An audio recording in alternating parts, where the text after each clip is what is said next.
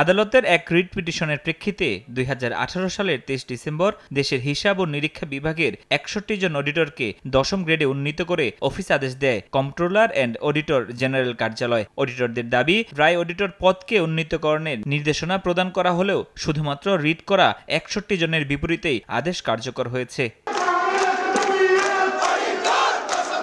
একই পদে ২ গ্রেডের বৈষম্যের শিকার হচ্ছেন বাকি অডিটররা। এমন দাবি করে রোববার থেকে সেগুনবাগিচায় হিসাব ভবনের সামনে গণ অবস্থান কর্মসূচি পালন করছেন তারা। বলছেন, গ্রেড ও পদমর্যাদা বাড়ানোর দাবিতে তারা দীর্ঘদিন ধরে দাবি জানিয়ে আসছেন। আমরা একই ডিপার্টমেন্টে ২টা গ্রেড কি করে হয়?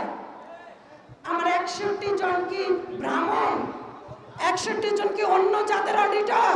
আমাদের পিঠ দেয়ালে ঠেকে গেছে। আমরা আমাদের এই চত্বরে সমস্ত কাজ কর্ম ফেলে রেখে আমরা এখানে কর্মসূচিতে দাঁড়িয়েছি।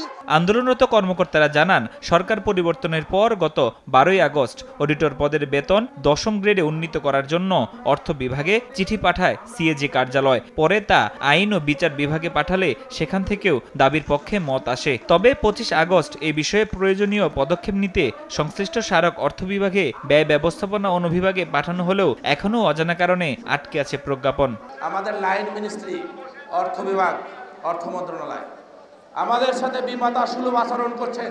কিন্তু উপচাকরি মহল আজ আমাদের এই দাবি বাস্তবায়ন সমস্ত পক্ষে থাকা সত্ত্বেও তারা মতামতের কোনো গুরুত্ব দিচ্ছে না।